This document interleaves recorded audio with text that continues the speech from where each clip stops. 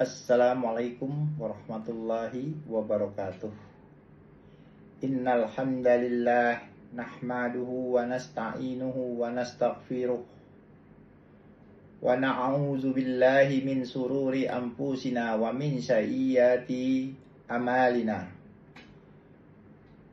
Man yahdihillahu fala mudhillalah wa man yudhlilhu fala hadiyalah. Wa asyhadu an la ilaha illallah wahdahu la syarikalah wa asyhadu anna Muhammadan abduhu wa rasuluh.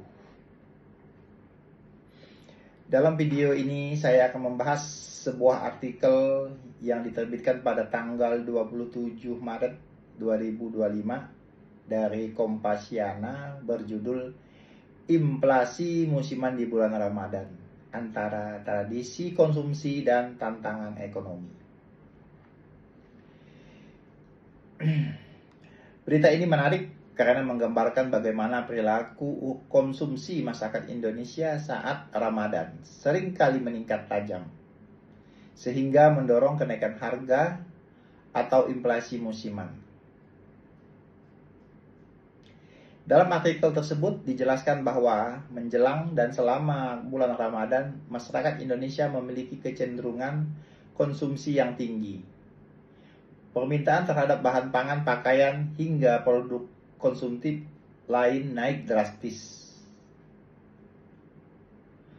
Hal ini dipicu oleh tradisi berbuka bersama, persiapan lebaran, dan juga dorongan emosional untuk berbagi kebahagiaan. Namun, perilaku ini ternyata berdampak pada naiknya harga kebutuhan pokok dan tekanan inflasi.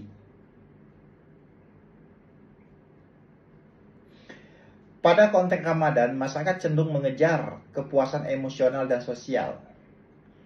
Misalnya dengan membeli makanan berlebih atau pakaian baru sebagai cara mencapai rasa bahagia.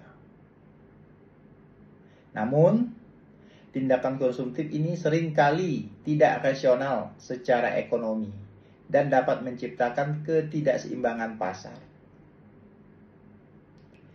Dalam perspektif Islam, dijelaskan bahwa tujuan konsumsi dalam Islam bukanlah sekedar memenuhi keinginan duniawi, tetapi untuk mencapai falah, yaitu keberhasilan dunia dan akhirat.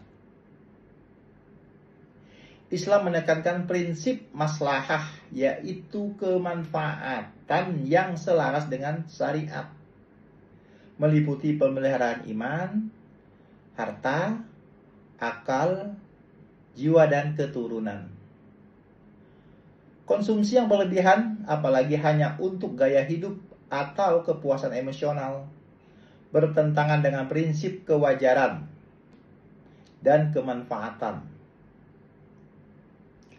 Allah Subhanahu wa taala berfirman dalam surah Al-A'raf ayat 31 yang artinya, makan dan minumlah tetapi jangan berlebihan. Sesungguhnya Allah tidak menyukai orang-orang yang berlebih-lebihan. Ayat ini menegaskan bahwa keseimbangan dan kesadaran spiritual harus menjadi dasar perilaku konsumsi seorang muslim. Rasulullah juga bersabda dalam hadis riwayat Ahmad dan Tirmizi yang berbunyi, tidaklah anak Adam memenuhi wadah yang lebih buruk daripada perutnya. Cukuplah bagi anak Adam beberapa suap untuk menegakkan tulang punggungnya.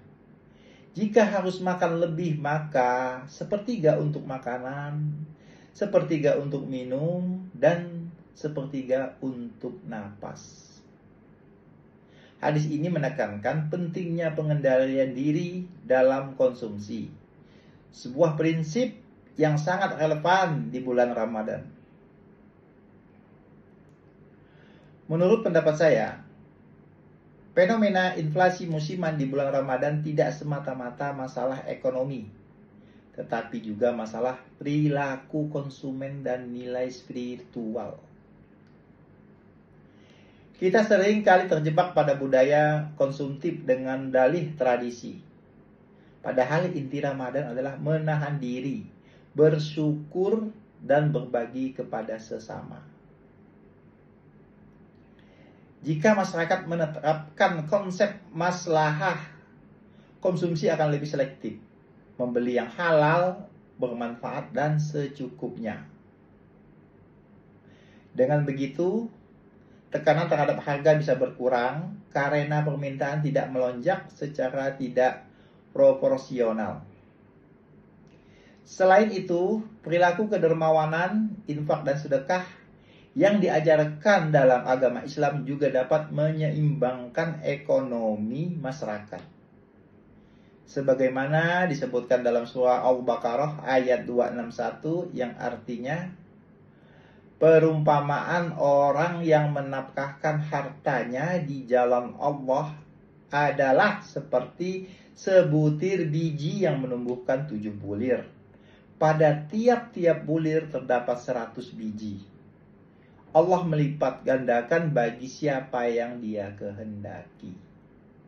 Ayat ini menunjukkan bahwa berbagi dan menahan diri dari konsumsi berlebihan justru membawa keberkahan dan keberlanjutan ekonomi bagi umat muslim. Artinya, ketika sebagian orang memiliki kelebihan harta, mereka membantu yang kekurangan sehingga daya beli dan kesejahteraan menjadi lebih merata. Jadi, solusi terhadap inflasi musiman bukan hanya pengendalian harga oleh pemerintah, tapi juga perubahan perilaku konsumsi masyarakat menuju perilaku yang islami dan berorientasi maslahah. Sebagai penutup, saya berpendapat bahwa Ramadan seharusnya menjadi momentum untuk memperbaiki pola konsumsi, bukan justru menuruti nafsu belanja. Dengan memahami perilaku konsumsi dari perspektif Islam, kita bisa berkontribusi pada stabilitas ekonomi sekaligus meningkatkan nilai spiritual kita. Wassalamualaikum warahmatullahi wabarakatuh.